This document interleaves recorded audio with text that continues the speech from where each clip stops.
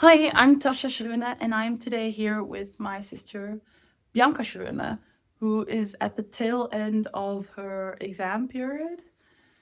So we have a highly charged, educated, and tired Bianca now here in front of us. Yeah.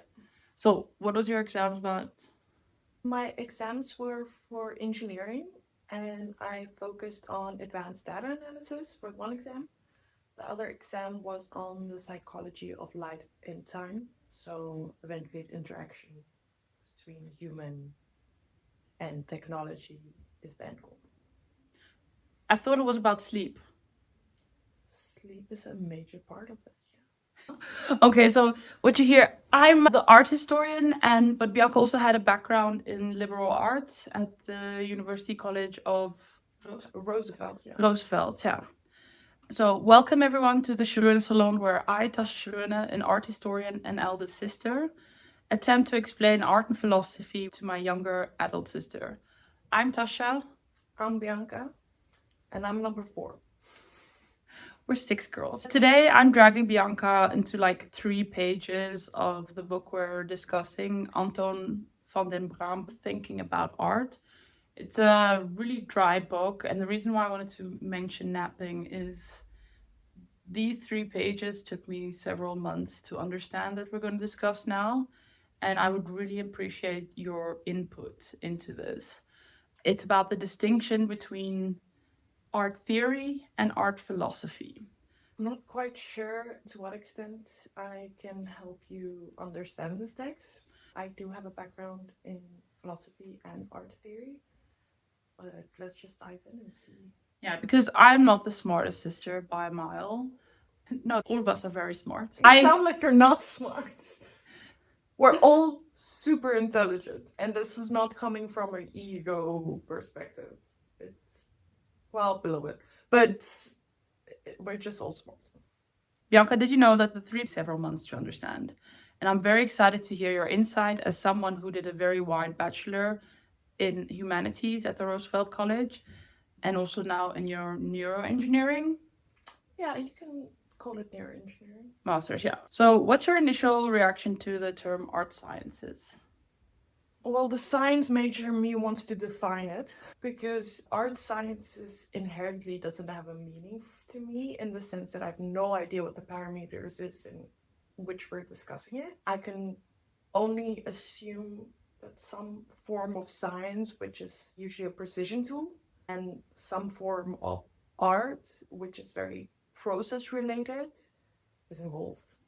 I think that's a very smart way to say it because I didn't give you anything else. Because today we're going to talk about the difference between art philosophy compared to art sciences. And art sciences is a very imperfect explanation because in Dutch we call it Kunstwetenschap, which directly translates to art sciences. But it's a very difficult question to answer. There's actually a really big thing at university. Is university also supposed to include social sciences, humanities, or only the hard sciences? So I'm actually very up to date in that discussion. I take a very clear ontological point in that discussion.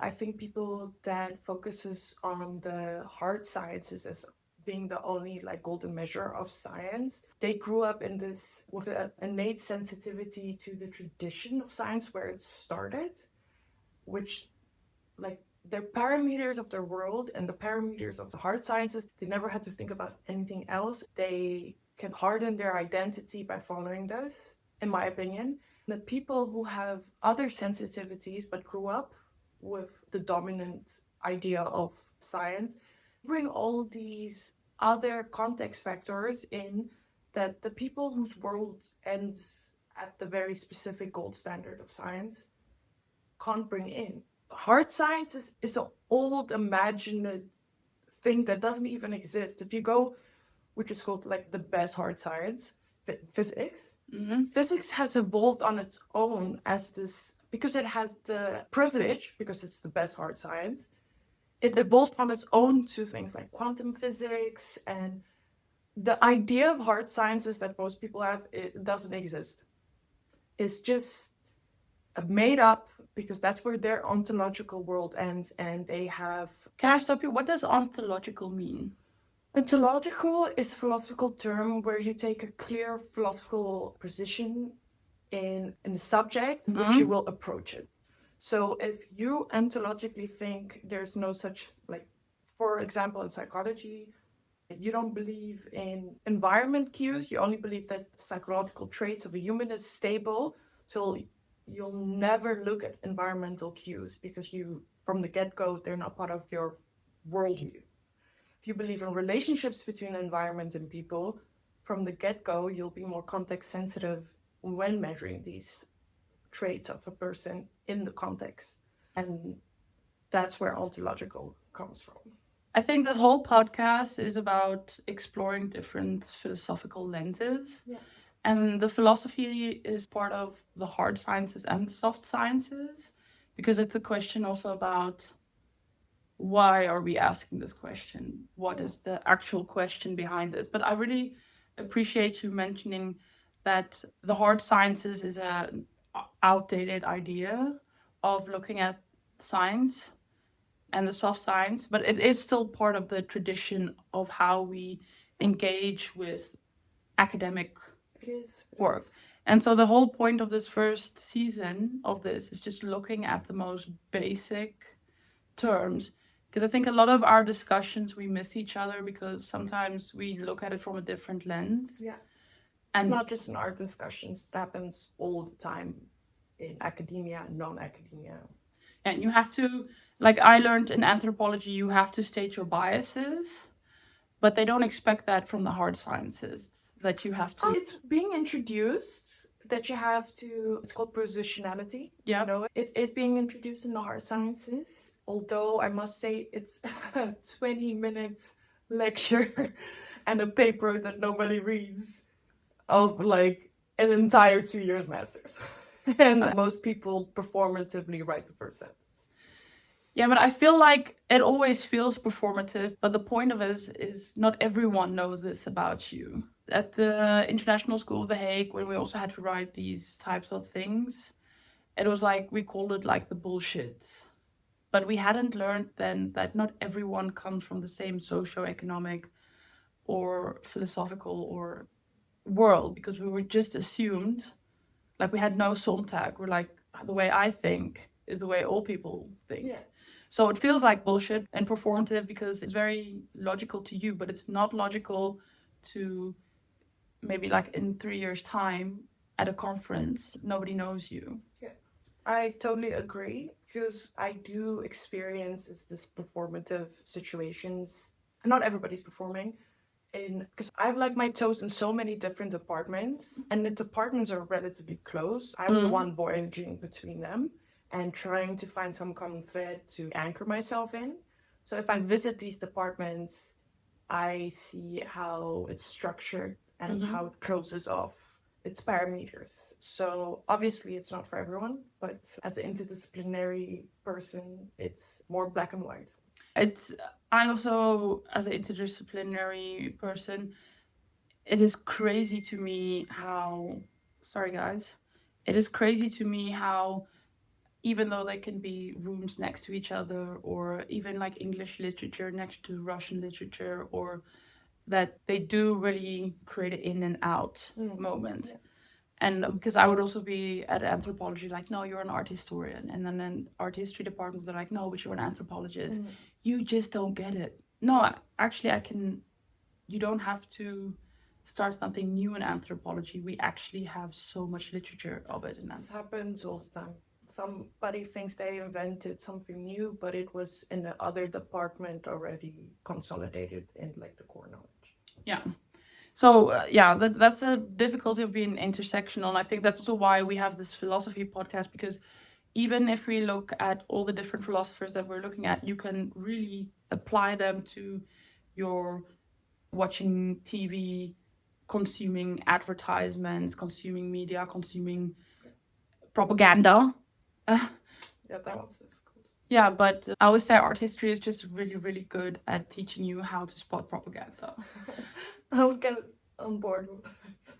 Okay, so we are talking fundamentally today the split between empirical what is versus the philosophical what does it mean. It's always also a joke people make. but what does it really mean? It's true. I also have philosophy, and I also do meta science, which is the Mm-hmm. philosophy of science. And yeah, it annoys my twin sister so much because I'm coming from this view where I'm not jokingly saying, but what does that mean? Let's go Yeah. a level outside of that. So that was actually my next question. So based on that, do you see yourself more as a what is person or what does it mean person? What does it mean? I firmly believe every science tool asks a specific question, and it's your job as a scientist to learn which context which is asking the what question. So you're like, you need to switch between what is science the whole time, which one you use correctly with the philosophy of the question it needs to answer, like contextual. So what you're saying is you always have to, before you employ a lens, you have to also ask, is this the correct lens? Yeah, and what's the implications Yes. of using this lens? Yeah. That draws a hard line. Empirical questions are art science. What is it made of? When was it made? Can we make data from this? But the moment we ask, what does it mean or is it beautiful? That's art philosophy. There is no objective data for that. Brambus says that aesthetic questions are closer to ethics. They're based on value judgment, not facts. What's your gut response to an idea? And then over the years, the influence this has had, like in art history and art philosophy, is the debate is why people argued if art history even belonged in a university. Is it a science or a humanity? But Rambus said it gives, having to ask these questions are so important. Why we are, or let me get a little bit out of what I already wrote here. He says it's so important to ask what if, because what we also then see is a lot of art history lenses or art philosophy lenses that are theories that are used actually come from literature, actually come from music theory. And I think that's also then, as an interdisciplinary scientist, you have to be able, you can have to also look at how you use a lens to give new meaning. Yeah. Have you ever seen this in? Yeah. So this, like, on the surface reminds me of two projects. One project is actually the aesthetic experience of environment, which is very much linked with the evolutionary benefit of environments and actually what makes you feel safe. Or So environment, you mean like your home and your community and the city structure and stuff like that? yeah, and Okay. also just the view you're seeing. Environment is a very broad term. A lot of discussions what it means. It's very wide. Whatever environment you're thinking of right now is probably not wrong in this part of it. And the other thing I'm thinking about, I went to recently to I'm starting next semester a class in art and design.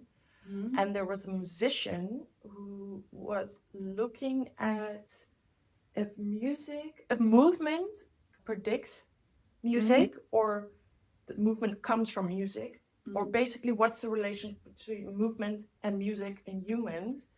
And what he did, somebody put a microphone on it, sped it up, and made music from it. And it was just very interesting to address this question about the relationship. And I've lost my train of thought. What am I answering again? I don't know. I always find very riveting what you're saying. You were saying you were going to tell us about two aspects, environment versus how that influences. Wait. But there was a goal in mind with this story. I just lost the goal when I was walking through the story.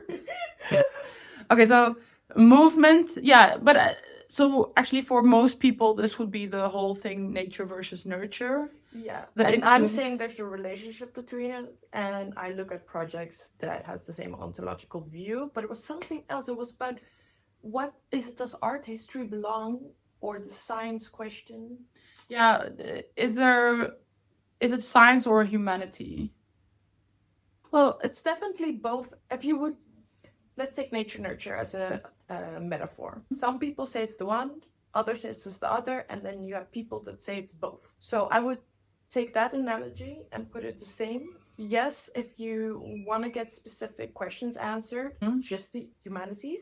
If you want other questions answered, it's just the science.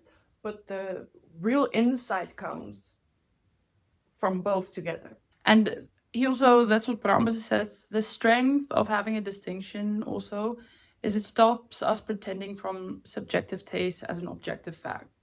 It makes room for different interpretations, especially from different cultures or backgrounds that might have different value judgments.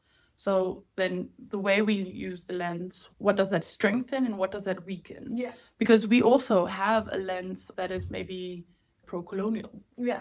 That you have propaganda art. Propaganda is not a negative word. It's just a word that, for example, in South Africa where I grew up, we got a lot of Where we grew up. we got in high school. I don't know if you had it when you were younger, that we had a lot of HIV education. Mm-hmm. And the school, all our projects was about HIV. We had to couple it with HIV so that we weren't as scared. They were like trying to destigmatize HIV and destigmatize lies around HIV. I love that you got this because the education I got, Mm-hmm. and I will not say from who it is, was that we got HIV because Black people had sex with AIDS. Yeah, so there was a lot of false information, bad narratives, a lot of racist narratives going around. And by educating, by giving us these pro HIV, technically propaganda, they were educating us and actually making it safer for everyone. Yeah. But you can also have propaganda that is, again, like those types of, you have to ask who is telling the story, why is this story being told, who is it serving. And that's so important. That's where the art philosophy discussion comes in. Why is this story being told this way? So you needed the propaganda, the education, because in the wild you were getting unfiltered racist rhetoric that was not harmful only to you, but also to the people that are living with this illness and their children living with this illness. And it biases you the rest of your life, what kind of information you take in, what you take with not as strongly in. Yeah, I see this a lot with our grandmother has dementia, but with the dementia research I've been doing, is like, okay, it seems that somehow they don't have a filter, so their inside thoughts are their outside thoughts. So they know, They're like disinhibition.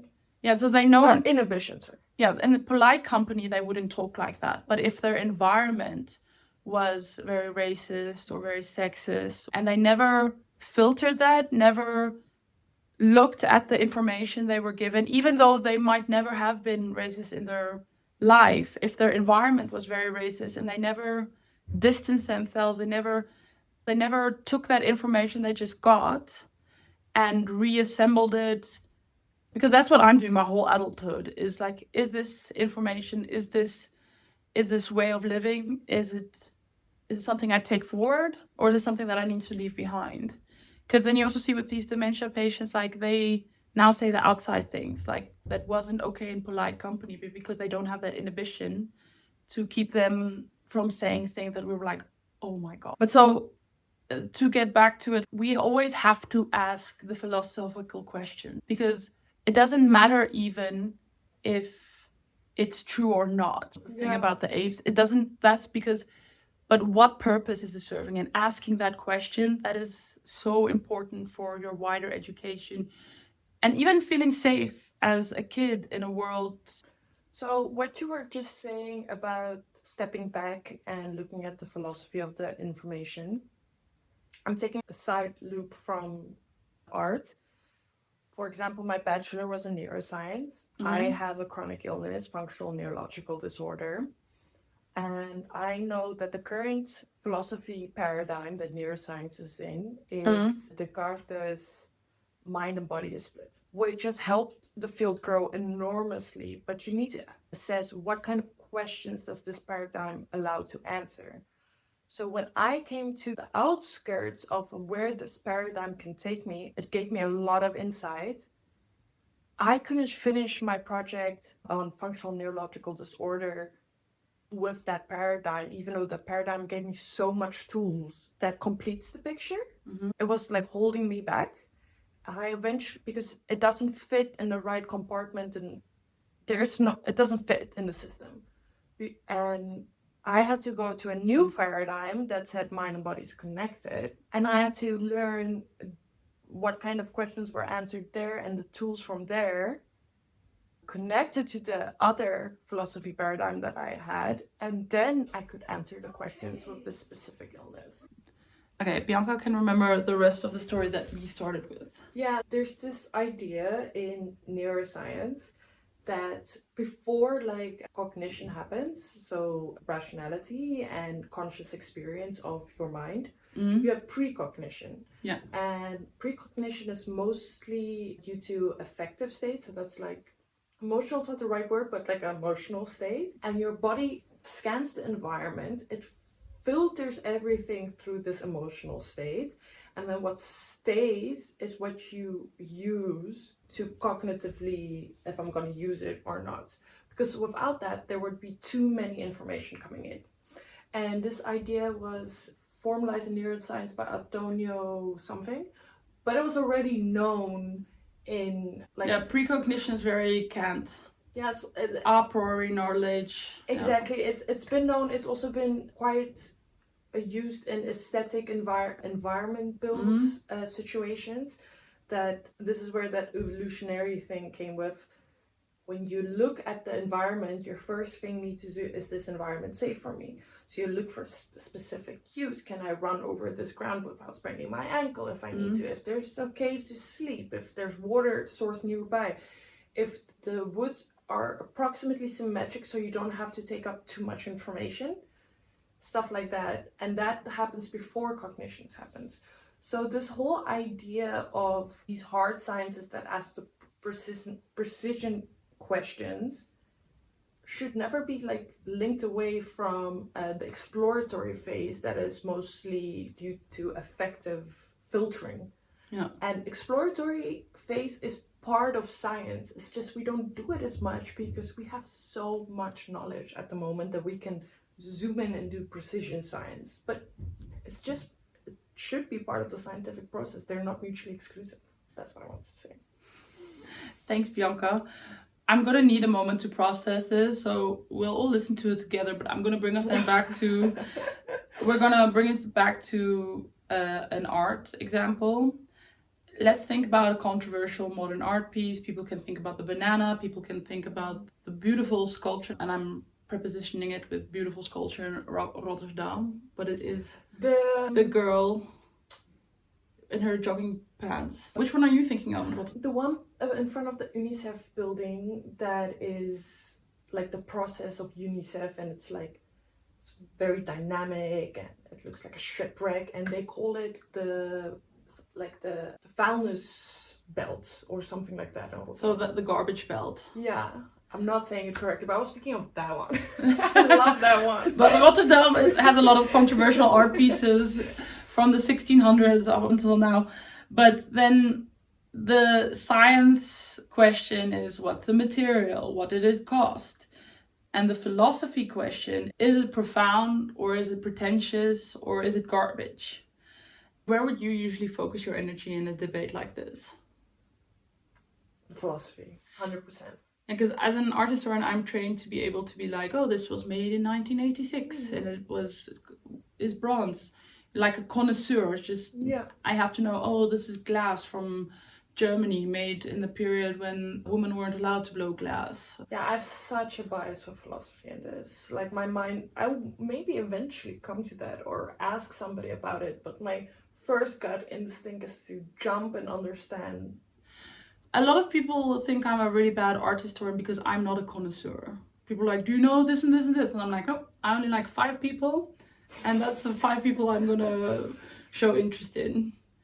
Yeah, and when we were talking about takes, I really do believe in a post-colonial take on almost everything. I mean, you've had conversations with me. It's only about... Yeah, pretty much. So I don't really like... I think that's the most important lens to view anything we're looking at right now in the world. Politically, artistically... It's also where we're at currently in scientific development, I would say. This is the most current and future view at the moment.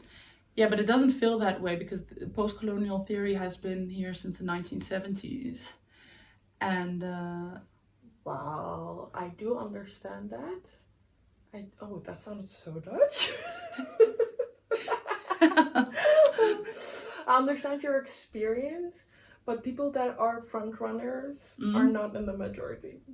Unfortunately not. Yeah. But that also comes back to the front runners are usually the canaries in the coal mine, and it takes a lot of time for academics to and the bigger culture to get there. I mean, it's like a U graph and you're there. And most people are here, and some people are here. For better or for worse. So then the common critiques, is the line really that clean? You already said no. Can't data on how people react to art inform the philosophy of why? Maybe. Depends how you collect the data and filter it in programming to what answer you get. Definitely. Again, there's possibilities, and most of them is just what questions are you asking? What limits are you putting on it?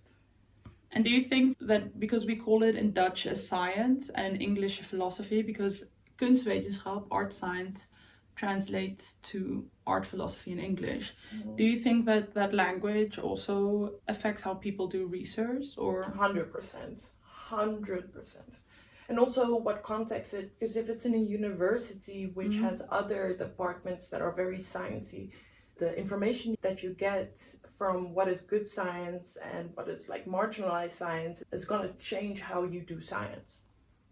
Yeah, so it's important that we just sit down with this distinction, because the first season is literally about how this Belgian Flemish art philosopher or history philosopher and the influences, how he looks at all the art before 1890, of art philosophies before 1890 and thereafter, how that influences how we as educated but also uneducated in a lot of other areas still look at the world. Yeah. So we're naming the worldviews so that we can engage with them. Yeah. But that's also very meta. I think that's the most critique you give me. It's like, you never listen, you just always want to put it in a meta context. And even though I understand your meta context, I think sometimes it takes away from feeling understood as an individual. But I think if I had to choose between you and somebody that's very like never thinking meta, 100% no, I would always choose to engage with somebody like you. It's just sometimes I don't think you approach me as a sister, but as somebody situated in a meta lens. Yeah, this is why we have the podcast. So I can ask you questions while still engaging with the meta lens. Yeah. And so just to give an example, I once found a phone of a woman and there was like picture of her children on it. So I went through great lengths to get her phone back. And I finally got her phone back to her. And then the next day I saw her walking with her children. I'm like, hi. And she greeted me back. And Tasha was like, who is this? And I was like, oh, I found her phone yesterday. And then she was like, oh yeah, you're more likely to put more energy to get somebody their phone back if they're women with children. No, and I was just like, no, it was like if you have a lost wallet or a lost phone and there are pictures of children, it doesn't even have to be their own children, just people, there's a more likely chance that people will try to give it back or get it back to that person, but also not steal. Yeah, so what you said is correct and I agree with you. In that moment, I felt like my autonomy as a person was like, yeah, you did something nice for someone and you did it from the limited energy and love you had in your heart, and I was like, no, that's just the science. It made me feel like I had less control, which is true, but humans love feeling in control. Oh, I'm really sorry about that. Thanks. We actually discussed it straight after. I was like, why do you And you're like, I'm so sorry. Yeah, it's a problem. That's why we're making a podcast about it. Okay, so we're rounding home, guys. Questions for you guys in the audience. Do you think this distinction is useful, or does it just overcomplicate something that should be more intuitive? Do you think that, the distinction between art science and art philosophy is useful? And then send us an email to theschrönesalon@gmail.com. So THE and then Schröne, SCIARONESALON@gmail.com. And we'll read your thoughts and discussions on the final 2 episodes of the season. The next time we dive into the difference between art critique and art philosophy, because there are more distinctions to be made. So Bianca, is your worldview shattered, intact, or just mildly cracked? At different phases, all 3, some point. Well, I think you made this episode a lot more interesting, because I really struggled with this meta thing. You have to have a lot of brain power and space left to think about it. And I think your examples you gave made it a lot more alive and tangible. Yeah, I'm also educated. Mm-hmm. So I have way more anchoring points that I can, when things get too much, that I can help me navigate through it. I literally wanted to throw up these 3 pages every time I read it. I was like... I didn't read it, so maybe I would do the same. I remember when I was still doing philosophy. It was difficult getting through those papers, and sometimes it took me a year before I finally understood that one sentence that I thought I understood, but now that I understand it deeper, everything changes. Yeah, it literally rewrites your brain. Yeah. So rate us if you stand van de braambussen, or if we change your mind. Tell your friends, family, everyone that you know that does a hard science. Tell them to give us a listen, and check you guys later.